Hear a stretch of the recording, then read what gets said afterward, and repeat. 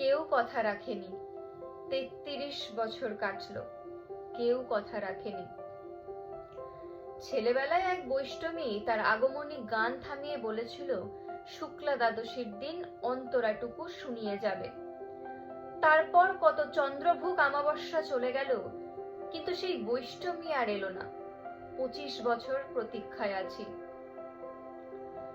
মামা বাড়ির মাঝি নাদের আলী বলেছিল, বড় হও দাদা ঠাকুর, তোমাকে আমি 3 প্রহরের বিল দেখাতে নিয়ে যাব,